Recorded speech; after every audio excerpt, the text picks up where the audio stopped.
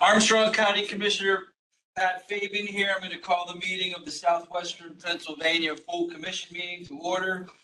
Today is August 26th. Calling the meeting to order 4:02. Welcome those who are joining us online and appreciate everybody that's physically here in attendance today. Caitlin, do we have a quorum? Yes. We do. Thank you. Agenda item B, do we have any conflicts of interest or declarations on any of the action items at this time to come before us? Not seeing anyone. Meeting from June 24th, looking for a motion on those meetings for acceptance. So moved. Thank you, Commissioner Strait, Armstrong County. I look for a second. Any questions, comments, or revisions that come before us?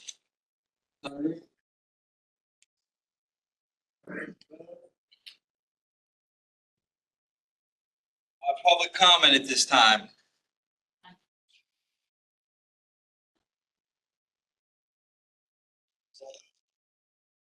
Thank you, Mr. Chairman. Couple of things. The big thing I wanted to make a highlight, among others, is the being invited, all commissioners being invited to the Allegheny Conference trip, the fly-in, as I call it, September 18th and 19th. They've done a really good job of setting up some meetings with most of our congressional delegation, our Senate delegation, and want to make sure that we're in front of our congressional folks. For those Congress members that represent you, putting that meeting together and having your ask, if you will. That's going to be on September 18th and 19th, late afternoon on the 18th. There'll be a reception at Bull Feathers and then a dinner afterwards. And then the next morning, and at that reception, all of the Congress members typically show up to that. So you'll have a chance to have a more informal conversation, if you will, at that reception. And then the next morning, we will be going up on Capitol Hill with our friends from the Allegheny Conference to again put our requests together for a lot of the projects, a lot of the funding that is out there that we want to make sure we get. So make sure you put your list together and get that reception. You're only really to be one night, the night of the 18th. We will probably be done by noon or a little early afternoon by the 19th to be able to make it back to your counties at that point. The next one is the PA Chamber dinner on October the 7th. One of the things we had learned, and you see that some of the visits were made in early May when we went and made the rounds to our legislative friends and our various departments. It was really impressed upon us with Chuck and his team that, you know, we need to do this on a regular basis. You just can't go once, one and done. It really is a matter of the folks that are there. And obviously we were there talking about broadband and the site selection and some of the other things that we're working on. It's important that we, again, make sure that we are there in Harrisburg. Now, this reception on the 7th, the PA Chamber dinner is going to be in Hershey, which obviously not very far away, that Monday night. They have Senator Marco Rubio from Florida, as well as Serena Williams. The tennis star will be the keynoters. It'll be a huge reception, and most of our legislative delegation will be there. And then again, the next morning, the next day, Tuesday, the 8th, try to put some meetings together for some of the key people that the commissioners need to see and make their requests to. Obviously, the whole broadband thing should be coming about right around this time, and we want to make sure we're still in front of them. And DJ is going to talk about that in a little bit during his report. We had a great airport tour a couple of weeks ago. I think we had about a dozen or more commissioners who made it. Some of you who could not, they had offered us a second tour. DJ Ryan, again, will be the person coordinating that. You can see in front there, Commissioner Shinato, along with County Executive Inamorata. I want to thank the County Executive for, again, coordinating that with Christina Casotis and the team at the Airport Authority. I think people really learned a lot about how important and impactful this is. You can see some of the numbers up there, 14,000 jobs, over $1 billion spent, most of the work being done in our region, including the steel that's made that here in Beaver County. in Ambridge, and being done without any local or state tax dollars. Next is the IUP school that they're really working on. This is a really important initiative. So I'm jumping ahead of myself. I'm sorry. Oh, there we go. Okay.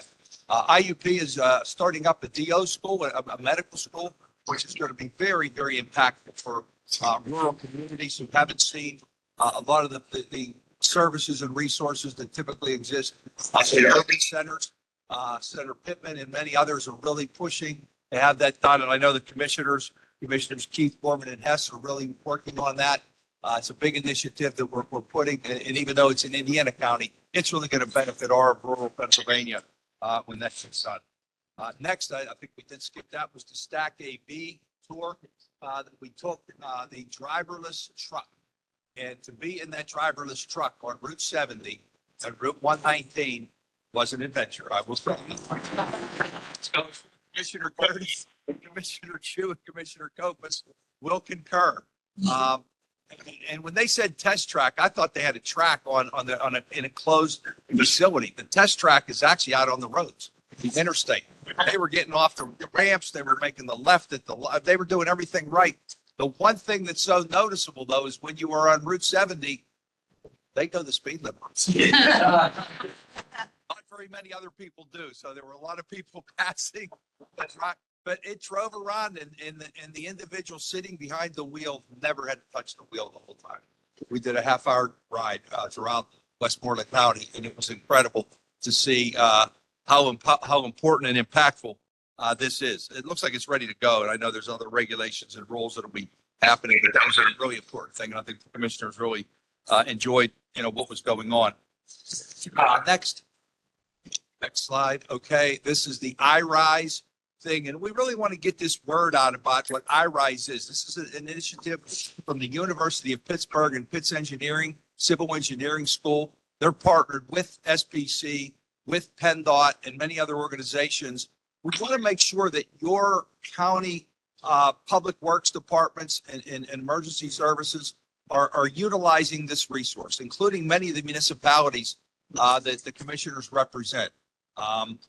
We know that landslides is a huge issue, particularly in Greene and Washington County seem to have an inordinate amount compared to other places, but it's throughout southwestern Pennsylvania, including the city of Pittsburgh, Allegheny, and other places. So they can be very, very helpful. And we just started partnering with them. And again, we want to get the word out in some of these meetings we have in your community. The Pitt folks have offered to come out and talk a little bit about some of the predictive nature of what they can do when it comes to talking about landslides that are occurring in southwestern Pennsylvania. Next up. And the other thing I wanted to just let people know, again, I talked about the radio show. Many of you have been on it. On Wednesday, every Wednesday, we get an hour to talk about some of the great things in the region. So let us know, let Caitlin know about some of the important things that we want to get the word out about, whether they be economic, whether it be cultural, whether it be whatever it might be in your community that we want to get the word out on KDKA. They've been very, very gracious in allowing us to get the message out about some of the things that are happening around the region. Two last things before I turn it over. Job fairs. We want to make sure that any job fairs that you have coming up in your region, we want to get that out there. We've been promoting a number of, I know the United States Postal Service has had a number of them in a number of the counties short of workers. Amazon ran a couple. They're looking for those 600 people at the logistics center in Westmoreland County. And the PA Career Link has had a number of job fairs out at Westmoreland County Community College. So if you have any of those, we want to certainly get that out as well. And lastly, I want to congratulate Commissioner Shea, who did the bike ride trip from Washington, D.C. to Pittsburgh. If you haven't read his diary that's out there that he has done, I think he's doing it three sections, three different ones he's doing. I'm just not happy that we don't get to see the picture of him fixing that tire with grease all over his face, and he says he can't show it. So the fact that he finished all 334 miles is pretty impressive. So congratulations. That's all I have, Mr. Chairman. Congratulations, and John and I are going to run it next year. So, no, very well done. I just wanted to go back and, echo, there's a great picture of Anthony. But go back, Chuck and his team did a great job of setting up our, May visit to, Harrisburg. I think, you know, we had a big contingent of people in the Southwest go out. I think it benefited us when you look what was in the state budget as far as PA sites. We got an appointee on the, broadband authority. And we had some great discussions around transportation and as it impacts southwestern Pennsylvania, leading us to the fly-in, right? So it's my hope that we're well represented again. I know my co-commissioners and I are signed up to go to the fly-in. So I just want to encourage folks, if you have the time and you can get down to Washington, we're better together as a region. And if you can get down there, please do. No different than the PA Chamber event later this fall in Hershey. So please, when we're together going to Harrisburg, DC, these events, I think we're unified as a region and people are listening. So I just wanted to, you know, make that a point. So, all right, Ryan, we're moving on to you on the agenda with the transportation report. All right. Thank you, Mr. Chairman. This is a brief update on the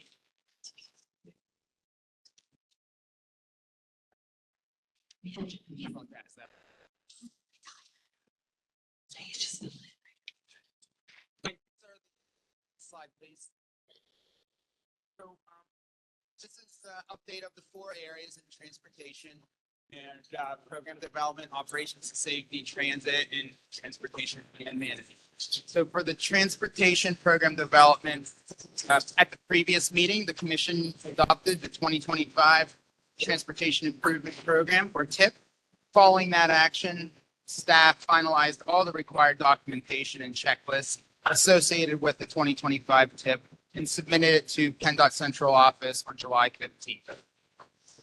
On August 14th, the 2025 statewide TIP, or STIP, and the PennDOT 12-year program was passed by the State Transportation Commission. Following the STC's adoption, PennDOT submitted the 2025 PA STIP to the FHWA and FTA, that's Federal Highway Administration, Federal Transit Administration. So by the time this body meets next in October, we fully expect to have the 2025 TIP fully approved and in effect. We also continue to administer the current 2023 TIP, making monthly amendments and modifications as needed to maximize program efficiency. In the operations and safety group, we're focused on the Allegheny County Comprehensive Safety Plan, which is underway and funded by the recently awarded Safe Streets for All grant. The staff is in its final stages of getting the consultant contract executed and a project kickoff meeting scheduled for Friday. In another milestone, SPC's road safety audit was recently completed. The road safety audit was on McMurray Road and Morganza Road, the corridor in Washington County. The operations and safety group also recently completed SPC's first pedestrian and bicycle safety audit alongside Lyle Boulevard in McKeesport. And the group has also finalized the 4th cycle of the regional traffic signal program. As for the transit group, the Human Services Coordinated Plan update is ongoing. We're working with our consultants to finalize the full draft of the plan, which is anticipated in later September. Also of note, the Freedom Transit in Washington County has been awarded $15 million in Federal Transit Administration funding to build a state-of-the-art bus storage and maintenance facility. At its August meeting, the SPC's Transit Operators Committee approved the related transit TIP amendment to add these funds to the project. And lastly, within the Transportation Demand Management Group, they are underway with the active transportation, and the staff has been conducting individual interviews with county planning departments in the city of Pittsburgh. So these interviews are to update the existing conditions profiles. And to date, these are all complete with several sessions yet in Lawrence, Butler, and Green upcoming. The anticipated completion date of the active transportation plan is March 2025. And the TDM group continues operation of the regional van pool program, working with enterprise and ride sharing to increase the number of active van pools in the region. And staff continued efforts to elevate TDM profile within the region through continued implementation of the regional TDM action plan. And that is the Transportation Department Activities Report.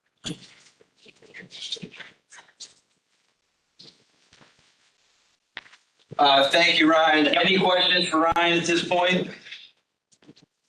Not hearing any, we'll move along to agenda item 6, background report on transportation performance management, or transportation performance management, system performance and reliability measures. Chuck?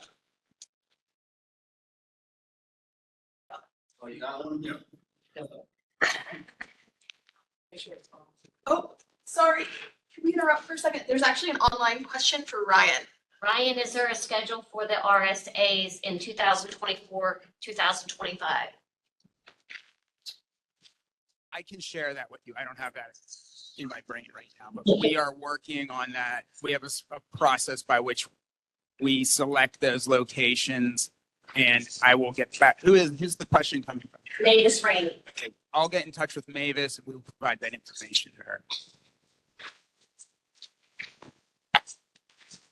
Any other questions online? Thank you. All right, Chuck, you're up.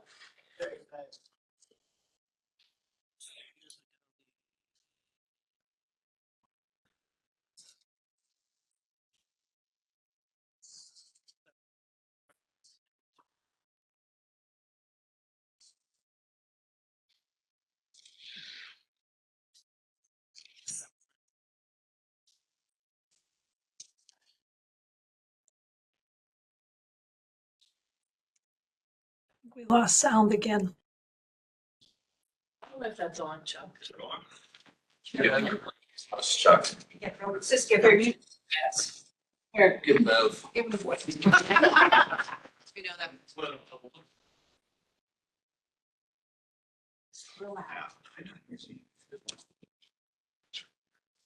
So, as 45 measures.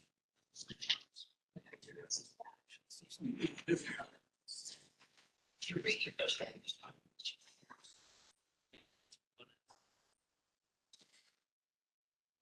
measures.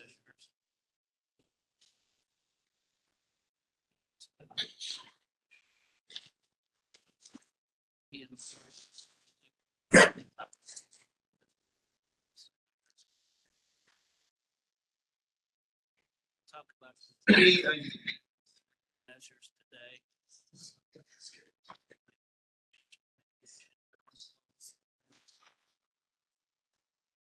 A little loud.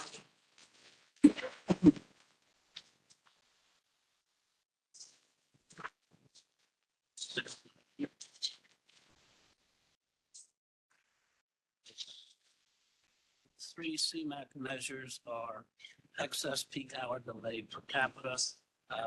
That measures peak hour, rush hour travel times that are longer than threshold is 60% of the speed limit. So if the speed limit is 45 miles an hour, if you travel less than 27 miles an hour, that's counted as excess delay. So the time under 27 miles an hour, 25 miles an hour, would be excess delay.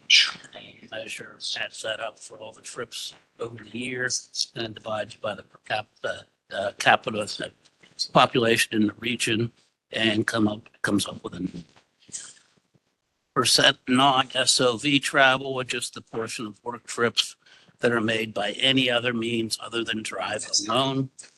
And then the emission reduction measure is the emission reduction from our CMAQ funded projects.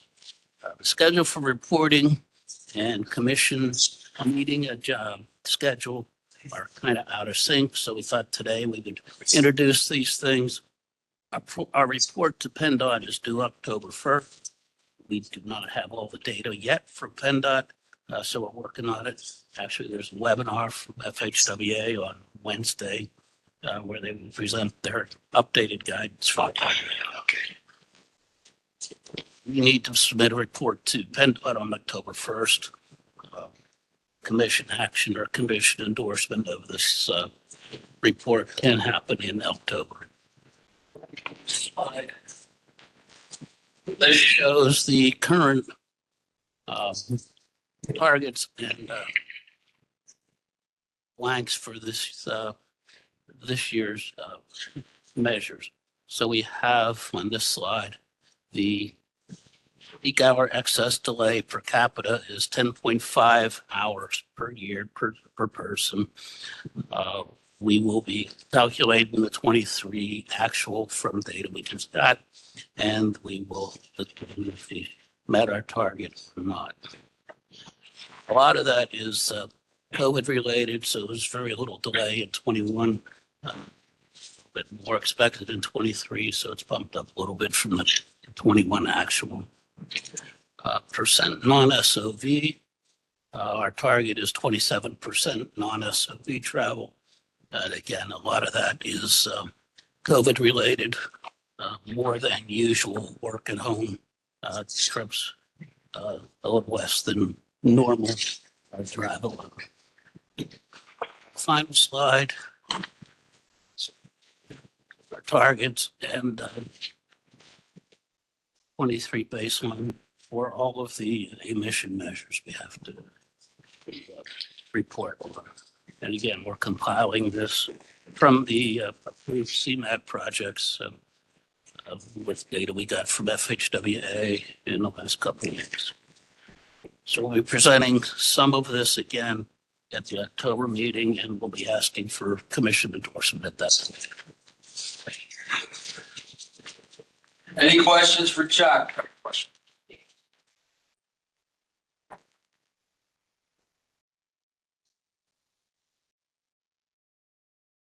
Put that table back up, please. Chuck, I may have missed this in the beginning. This is Chris Sandy, President of Allegheny County. The 2023 two-year target, I'm looking at BOC. All of these are actually lower than the 2021 target. Is that those are looking backward as to why you're expecting those to be lower? Because going forward, VMT really skyrocketed in 22, 23, right? So. For those not in the room, we're passing microphones back and forth. The answer to this question is the 23 target will measure the CMAQ project emission reductions for the years 22 and 23. We have that data from FHWA. The target is less than the 21 target for several reasons. One is we have fewer projects, so there's less emission reduction from those projects. And the other reason is the vehicle fleet is getting cleaner year by year. So the expected emissions would be lower anyway.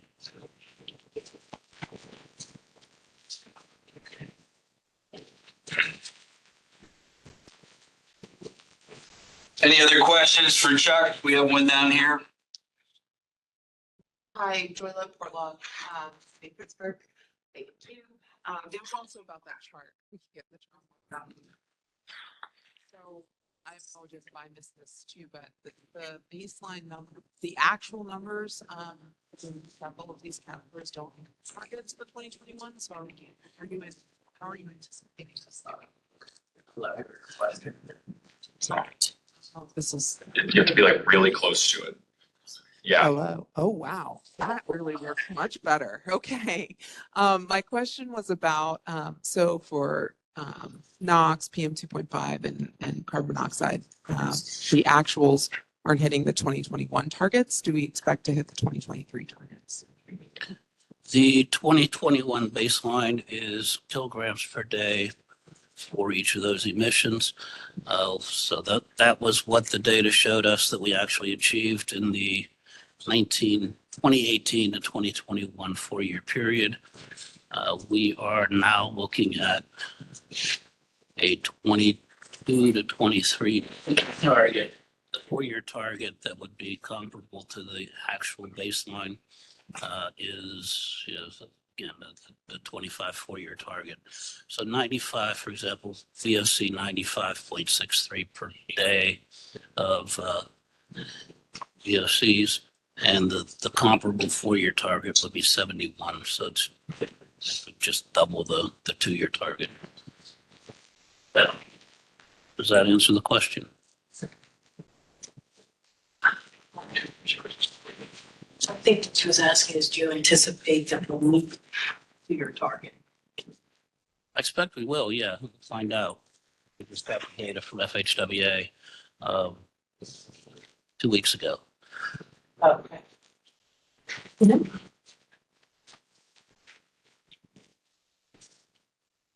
Caitlin, do we have any questions online? Can't see that. Nope. No. Any other questions for Chuck?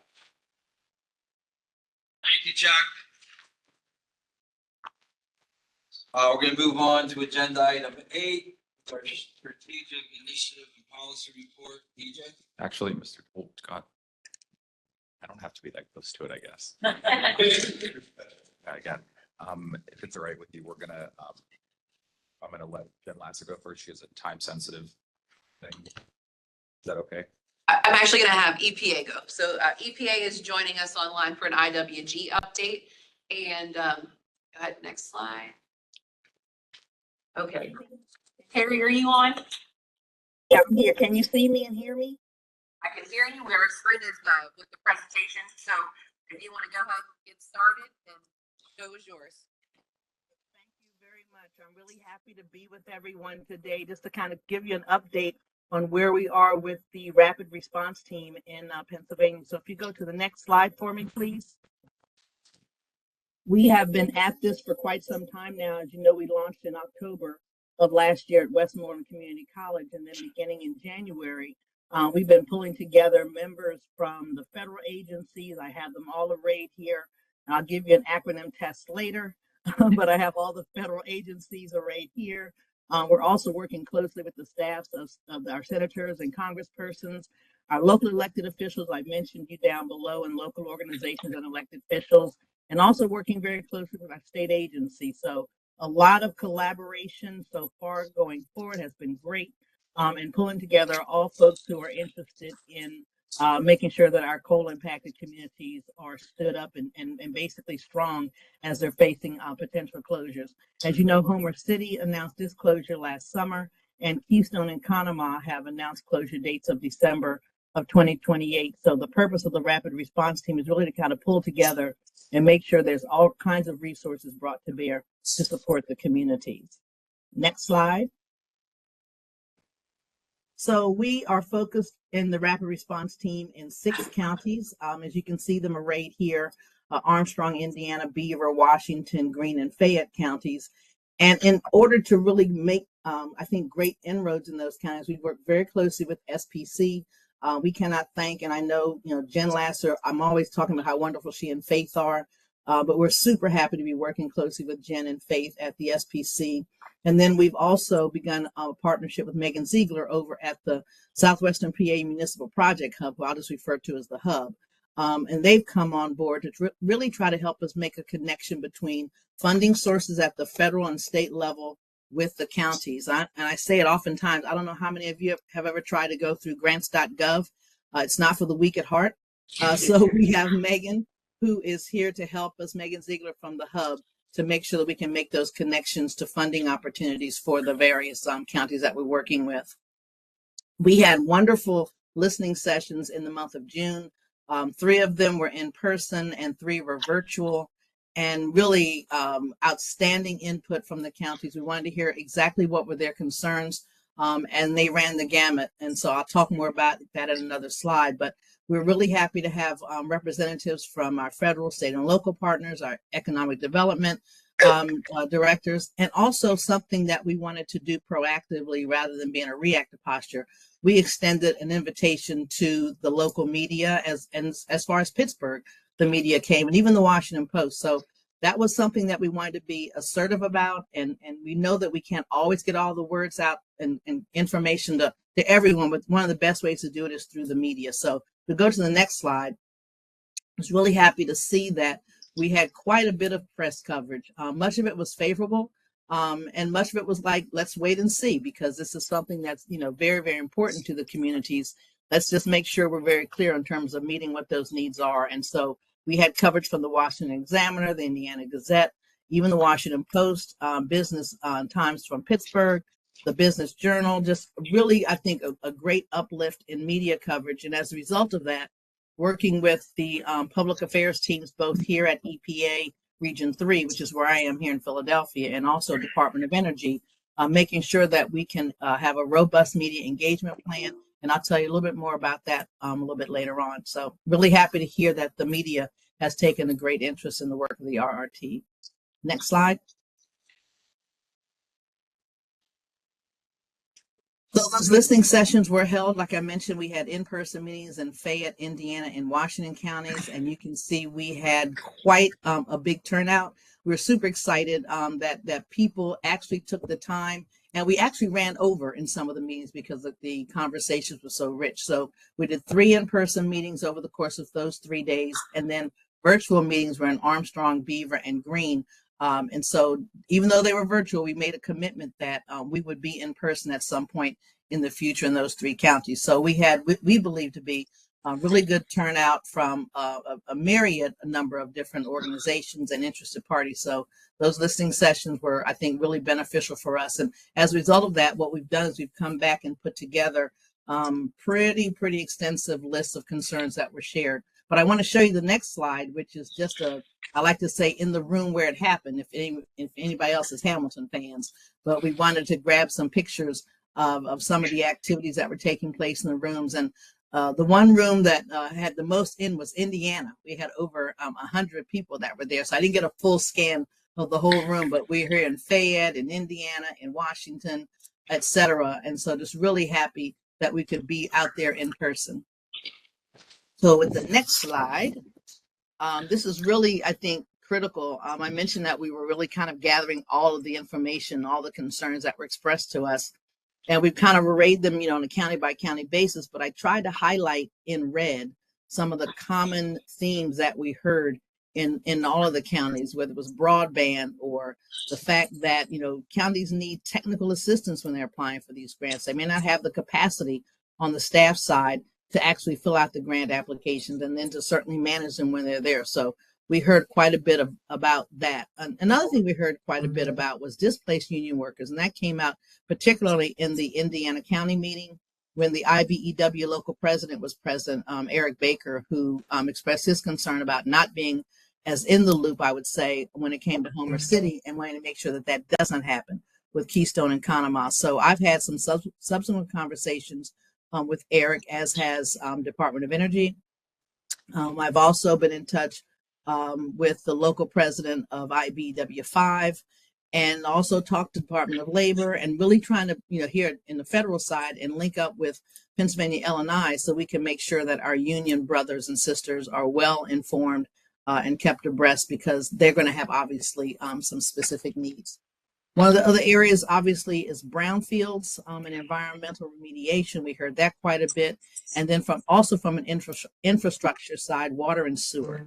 So brownfields and water and sewer right up my alley in the EPA. So we'll be making sure that we can connect counties to resources to help in those areas. And housing. And then obviously there's a linkage with workforce training for the union workers and others. And then transportation. So these were some of the broad areas that we learned about that, it was no surprise. We knew there'd be some overlap county to county, but the one thing we wanted to make sure of, and that's why this is arrayed on an individual county basis, we don't want to just kind of like lump everybody together and say the all county needs are the same. So we're trying to tailor make as much of the availability of resources as we can to exactly what each county needs. And so if we'll go to the next slide, and then I'll take questions at the end, because I'm going through this, I know, kind of quickly, because I know you're a little bit behind schedule. But what we've done so far, and this is, like I mentioned before, the media engagement plan. And what's working well for us is that we have individual contacts in each of the counties. So whether it's, I see Darren's on the call today. So Darren is on for us. I have Mark Raphael, Jason Theakston, Jeremy Kelly, Lou Velati. I'm going to forget somebody, Dan Disler. And I hope I didn't forget anybody, but I have really, really great rapport with our contacts, Byron Stauffer, with our contacts in each of the counties to make sure that we're capturing all of the voices and all the concerns. And so it's really been going, I think, well for us. I mentioned brownfields in the earlier slide. That's something that is of concern. So we tried something, what we're calling engagement sessions or office hours. And we use brownfields, my LCARD team here at EPA, to do a brownfields 101. And so we offered up to each of the counties to have a deep dive with the EPA brownfields team. That went well. It went so well that we're now in the process of building a schedule so that each of the counties would have access to a federal agency. So if it's transportation, if it's education, if it's health and human services, regardless of who that particular agency is, we want to be able to have one-on-one time between that county and that agency.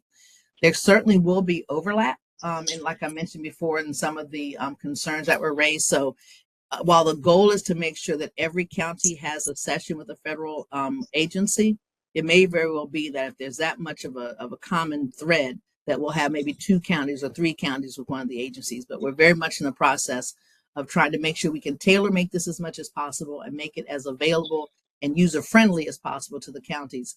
We're doing them virtually. That way, as many people that want to join can join and participate and have an opportunity to ask specific questions about your specific county. That's how we're doing it. And so, like I said, the goal is to get these, what we call our office hours, established, set them up for late September and into October. And I'm working furiously back here in the office to make sure we can get those scheduled and make those happen. We're focused on building relationships with the unions, as I mentioned before. So United Mine Workers, IBEW, and AFL-CIO, we'll be bringing them together in a conversation with, I mentioned, Department of Labor and L&I.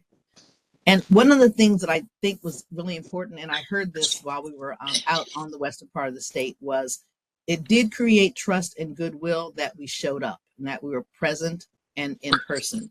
So we are returning. As a matter of fact, I've been on the line with my single points of contact. I'm going to be out in Pittsburgh for 3 days in a row. I've scheduled to be out there the week of the 9th.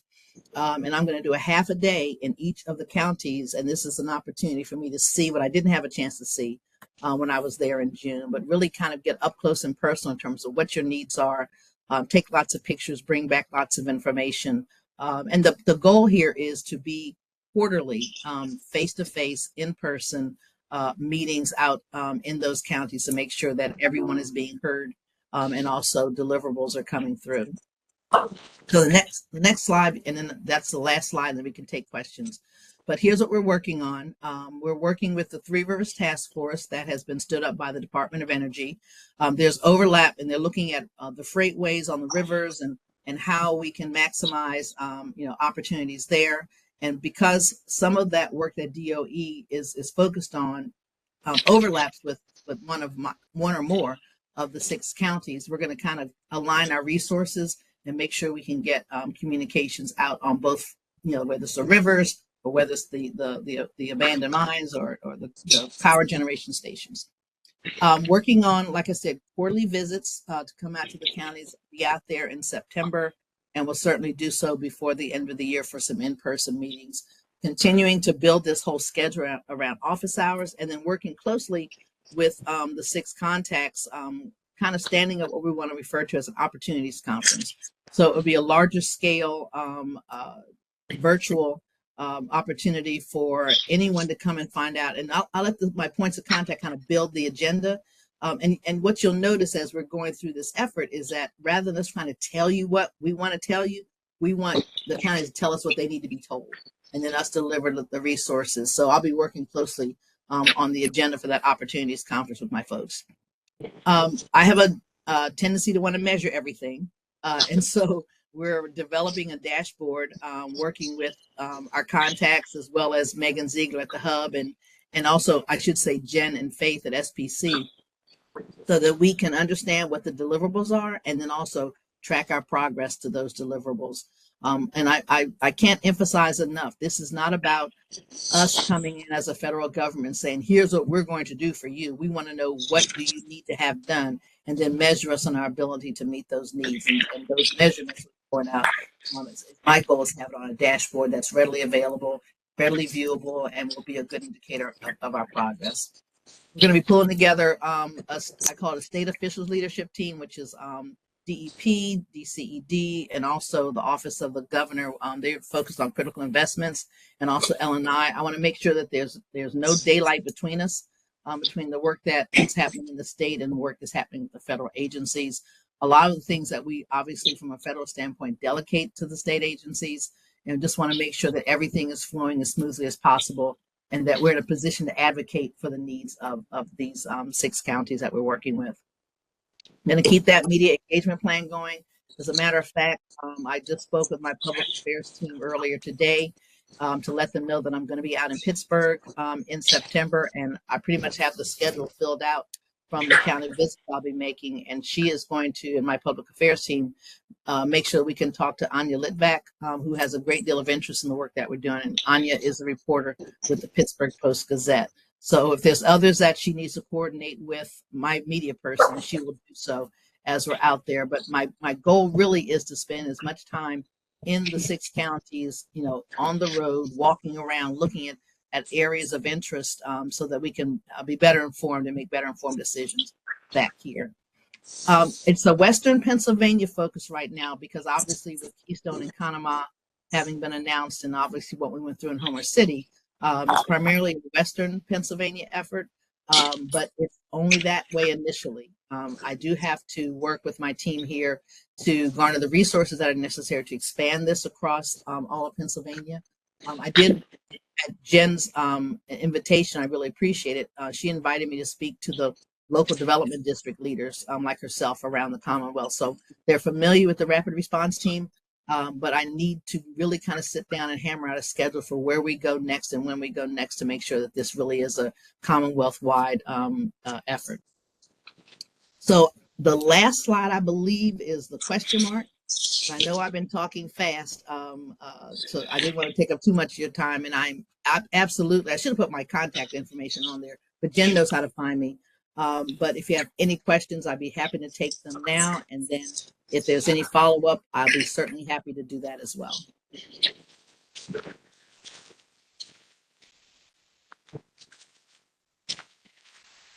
Terry, Commissioner Fabian, Armstrong County.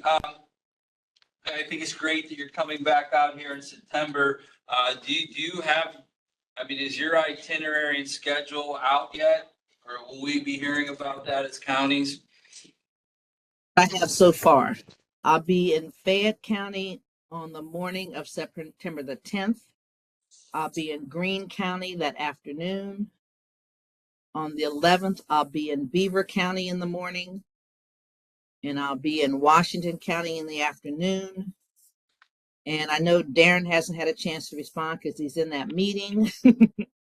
And I know Byron will be getting back to me. So I should have the schedule filled out very shortly. And then I'm really looking for like Mark and Jeremy, Dan, Lou, Jason, you know, Byron, Darren. They're going to tell me who they need to have there, and they'll tell me where we're going to go. Thank you.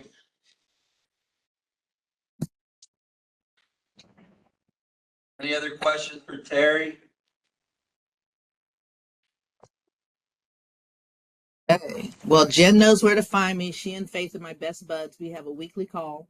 And so anything that you might not have thought of just now, make sure Jen gets it and she'll get it to me and we'll respond as quickly as possible. Thank you.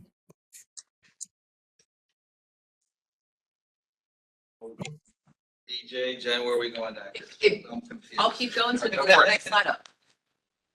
Okay. Hey, good afternoon, everybody. I think y'all can hear me pretty loud per usual. Nice to see everybody. Next slide. So I wanted to talk to you about a couple different things. The first I wanted to talk to you about, we just started our new fiscal year for most of our programs, but the one I just wanted to usually give you guys a brief update on is our partnerships for regional economic performance. you're not familiar with this program, we are the regional program manager for a 9-county region. I'm sorry, Lawrence, this always happens with us, but 9 missing Lawrence would have been the 10. It's program, the program is funded by DCED. We also have an ARC prep program, but this one for today is DCED funded. So it's a network of EDOs, small business development centers. Those are our funded partners. Then we have unfunded partners that are anybody who's really touching small business in any way, shape, or form.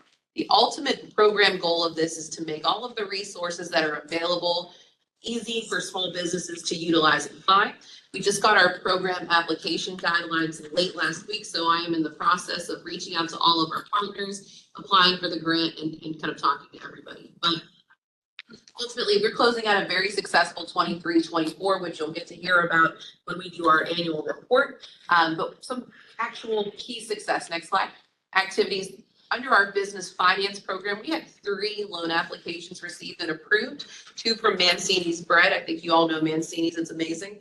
And Jadco up in Butler County. We also have under our procurement program, $3 million in contracts awarded over the last 2 months. 2 events were held. And then under our export program, I'm going to talk about 2 amazing events that we either participated or held here with our Fancy Food Show in New York and Bridging Border Networking event. Next slide. So I wanted to talk about something that we hosted here. Rena and Jackie, who are our export team under the Partnerships for Regional Economic Performance and the Regional Export Network, we hosted a networking happy hour on August 8th here at SPC offices.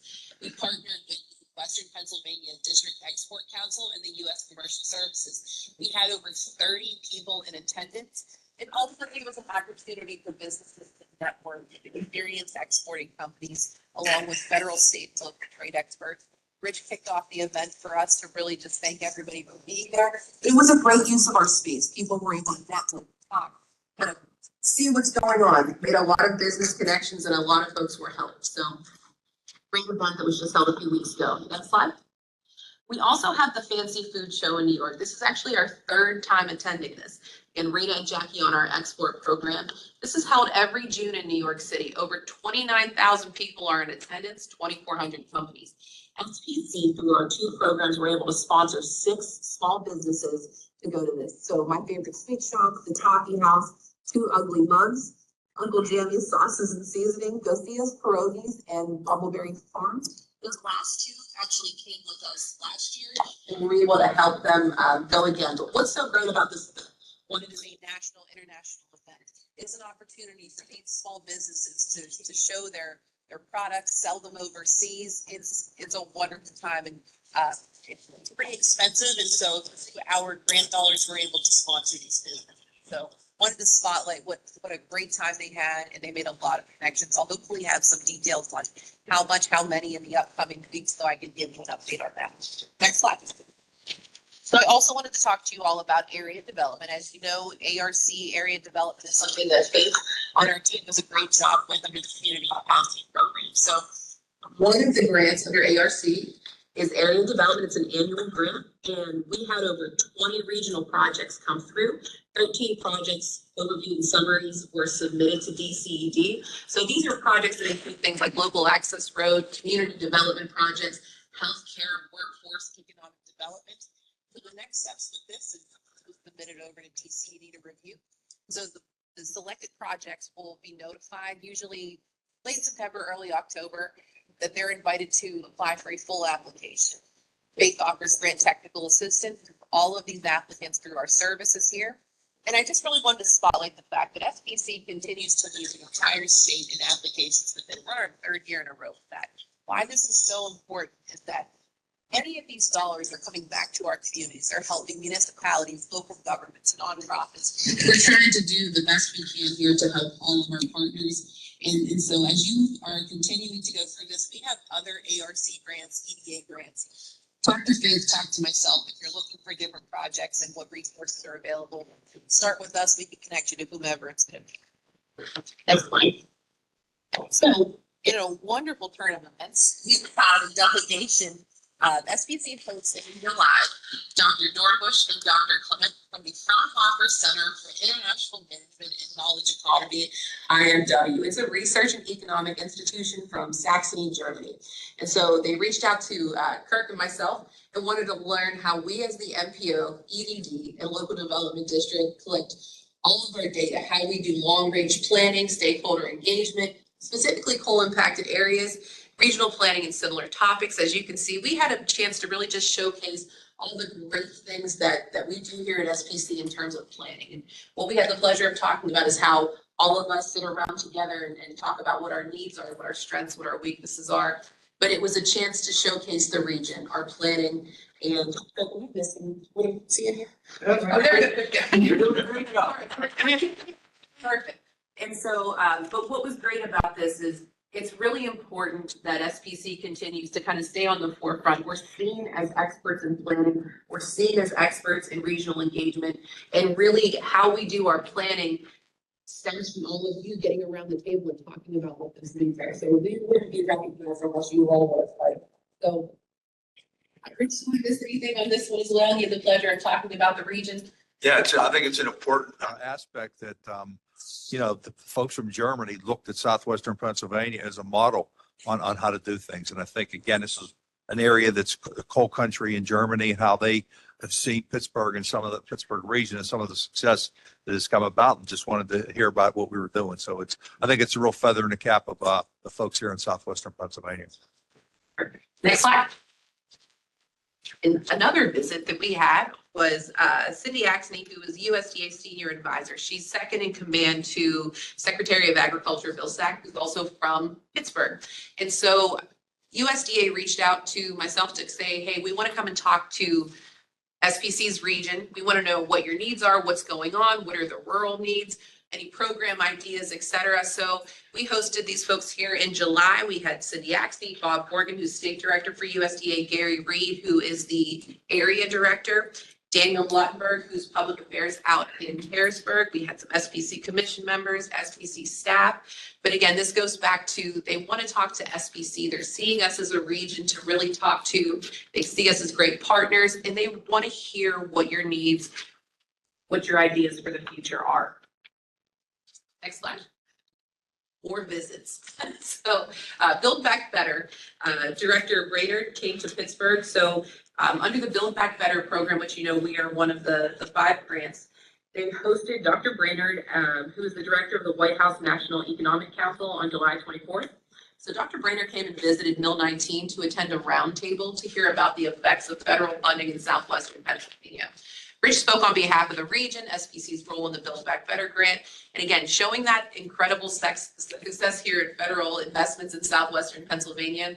And Rich, do you want to talk a little bit about, you spoke about it? Yeah, again, this was, somebody from the White House, from the Commerce Department coming here to talk about the Build Back Better grant.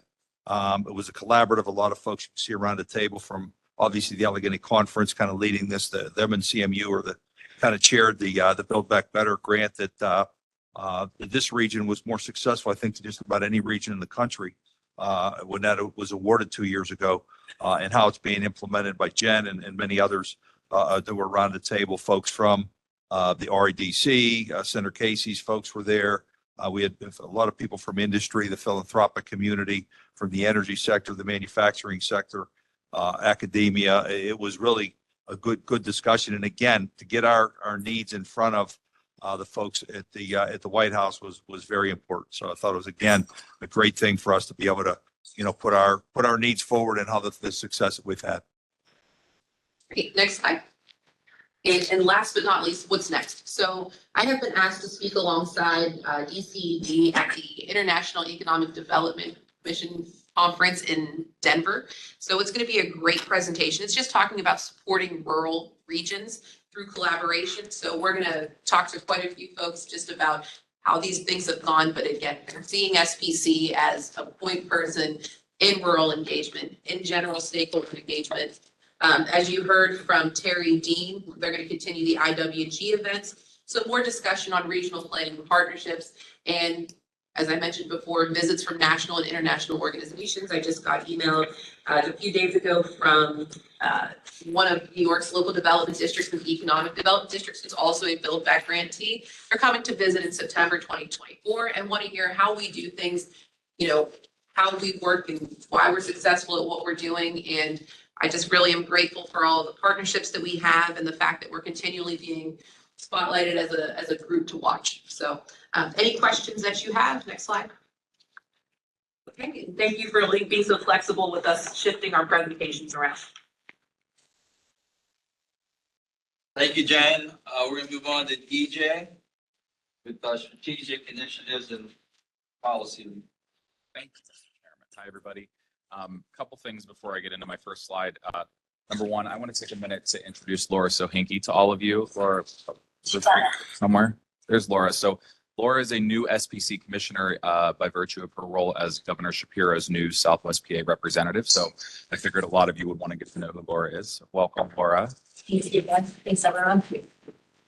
And just following up on the airport, there's one thing I wanted. It was very cool. I'm a big airport guy. If I haven't talked to you about the airport, please let me know, and I'll be happy to bore you for a couple hours. But the one statistic that they left us with that I think was really important, especially for those of us who loved being able to fly anywhere in the world from Pittsburgh a long time ago, was in 1992, of all the passengers that went through the airport, 80% of them were only in the airside terminal, changing planes. 20% of them were from Pittsburgh, going through security and getting on a plane, or exiting security and coming into Pittsburgh. In 2023, those numbers are 96% using the origin and destination passengers, and only 4% doing layovers. So you think about why we need a new airport. That's the statistic right there. Those of you who weren't able to see the new airport yet, please reach out to me. We're happy to invite the commissioners to join on a makeup tour.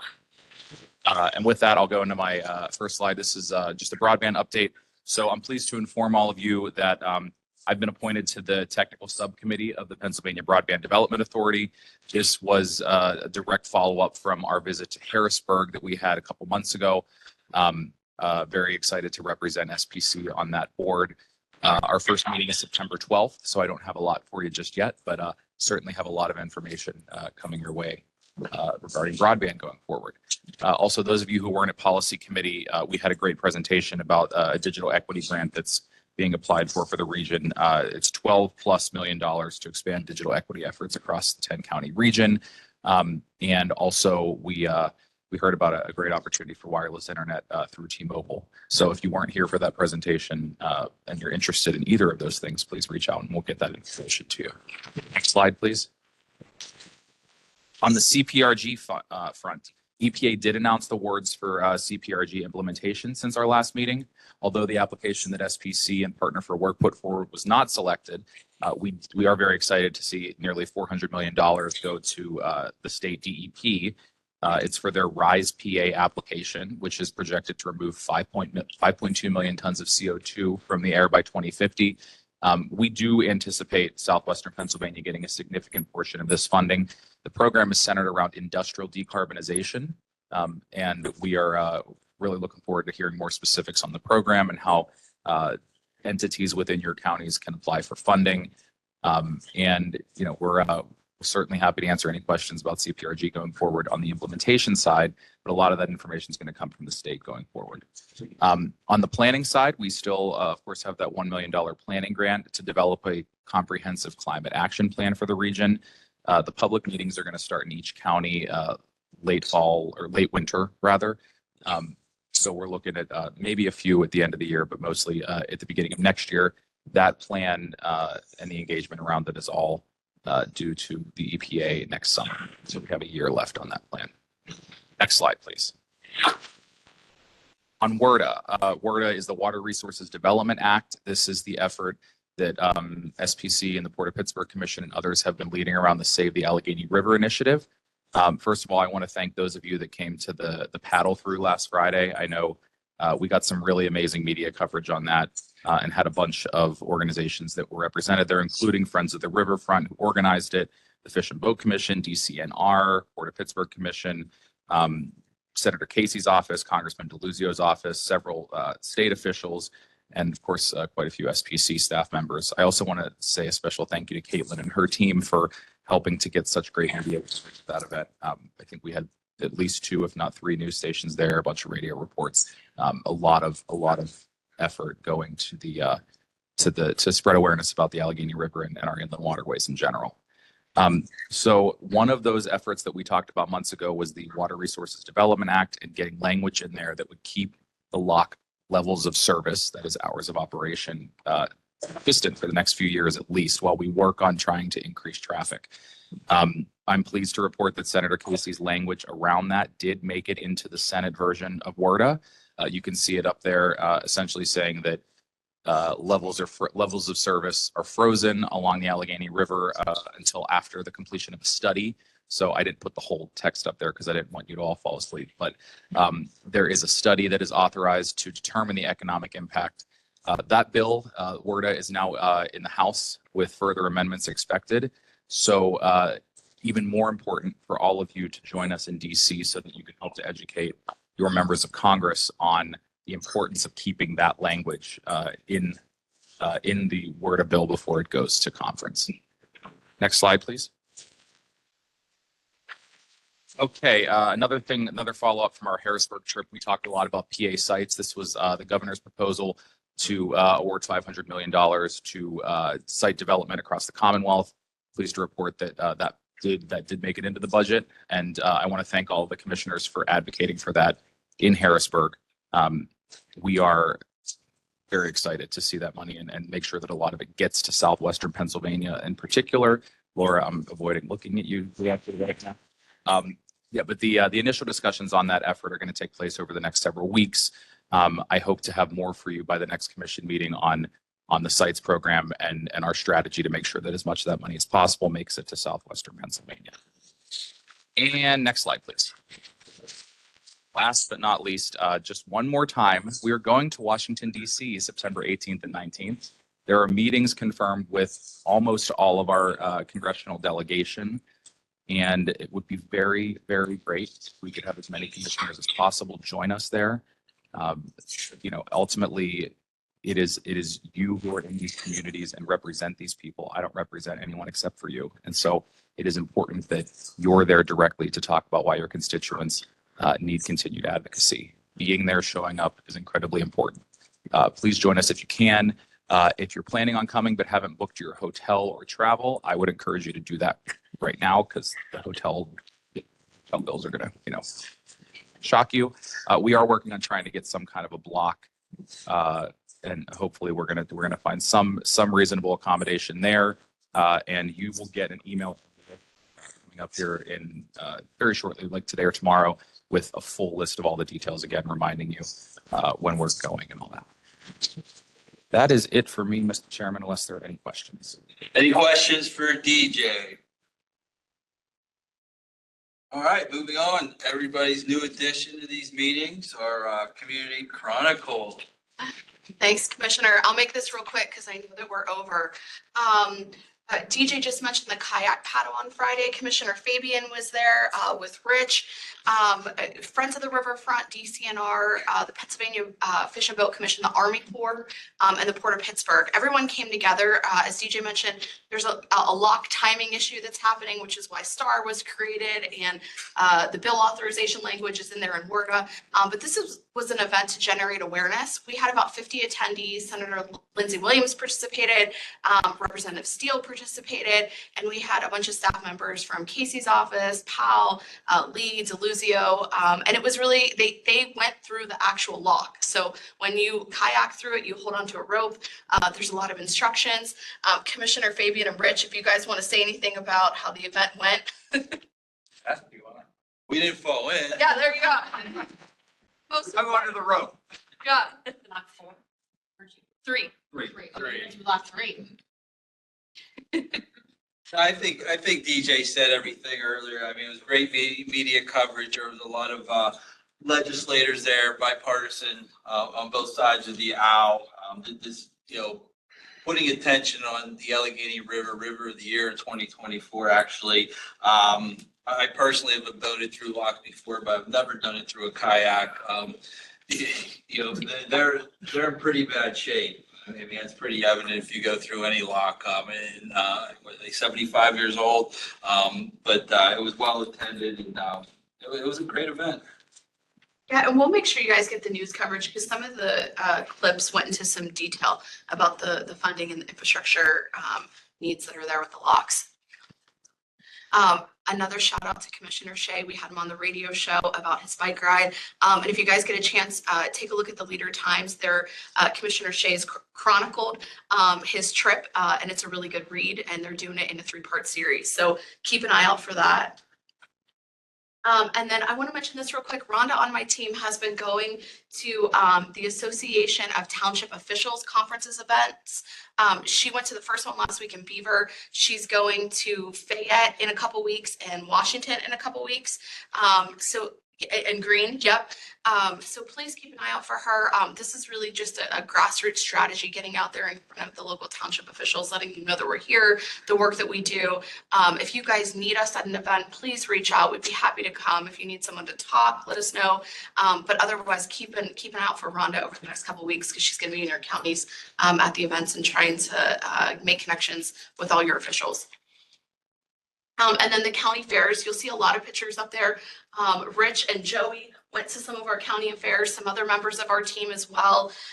Indiana is coming up. We'll have Commissioner Hess on this week to talk about the Indiana County Fair. But they went to the Dayton Fair, Westmoreland Fair, the Greene County Fair, the Fayette County Fair, the list goes on and on. So please, like Rich mentioned, we've been having you guys on the show to promote some of the cultural events, the economic events that are happening. So if there's anything that you guys have coming up that would be worthwhile, please let us know. But the county fairs are a huge thing, as you guys, I mean, it's in your counties, you know this. It supports small business owners, it gets people together, and it drives economic dollars to your counties. So keep us posted if you have anything else like that you'd like us to promote.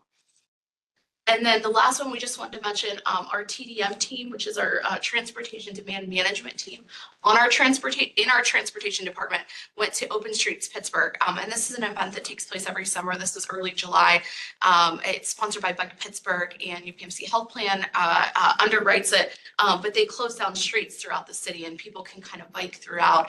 And our TDM program supports that initiative in terms of biking and just different alternatives to separate from driving. So our team was there, and we just kind of wanted to let you guys know where we've been. Again, another request, if you have any events, if you have anything that you think it would make sense for us to be there, please let us know. And one closing thing before I turn it back over to the commissioner, we have a new sign-in sheet. If you guys can make sure to sign that before you leave, that you are here, we would appreciate that. We actually get in-kind monetary amounts deducted, if you will, from PennDOT and DCED, and they keep track of who attends our meetings since we're regulated by them. So if you could just make sure to sign it, we'd appreciate it. It is. If anyone has a sign-in sheet, if you could pass it back this way. It's right here. All right. Thanks. And I'm done, Commissioner. All right, thank you, Caitlin. I know we're nearing the end of the meeting, and it looks like quite a few people need to sign this form so we don't get docked by PennDOT. So before you leave, if you haven't signed this, if you can make time to sign it, we'd appreciate it. That being said, I just wanted to open up to any commissioner as we close out the meeting here for anything for the good of the order. I know some of you folks travel some distance to get down to the Strip District here to our location. So I'll just open it up. If anybody online or around the table has anything they'd like to bring up for the good of order, please do so at this time. Means everybody's hungry and wants to go home. It's glad to see CJ is on that project. I think that's going to help us a lot. I hope so. Thank you. Fight for the western counties that haven't got any money. Can I make a point on that? I'm glad DJ you're on the technical committee. That's fantastic. There's a window right now. The Broadband Authority is finalizing the guidelines for the money, $1 billion they can put out there. It's going to come out probably in October. They've got some back and forth today. There's a moment right now to help reinforce with the Broadband Authority a couple of things that at your commissioner's discretion you guys can do. And, you know, I'm happy to talk with the commission, like the staff here to highlight. Obviously, one, hey, you guys want to make sure that this money does in fact provide quality service in counties. The other piece is affordability, right? So highlighting is maybe the guidelines. Please make sure that affordability is a big part, you know, score for that really does reflect giving extra points to applicants who are going to go the extra mile to make sure that higher speeds are affordable, that gigabit speeds are affordable. Because by the time this money gets in the ground, the only thing that's affordable is 100 megs. Y'all are going to be right back where you were before, coming back to NTIA saying, hey, well, that's great, but that's not really cutting it for our kids in their schools, right? We've had this conversation a few times. I just want to reiterate, it's really important that applicants in your areas, and I know there's going to be a bunch of ISPs, are encouraged to try and get the most points, win that money. A lot of federal money by being affordable for a gigabit speed, right? So I'll follow up with TJ and others. We'll try and get that. If you can send a note to the broadband authority to that effect, doesn't take much effort on your part. I think them hearing from y'all about that might be helpful. But they're not good. Thank you. Anyone else? Laura? Say anything? Great to be with you all, and I look forward to working with you. Thanks for the warm welcome. Well, welcome to SBC in our meeting today. Thank you for being here. All right, nothing else. Looking for a motion to adjourn. Pleasure. Chris, I second. Mr. Straight, all those in favor, say aye. Aye, opposed?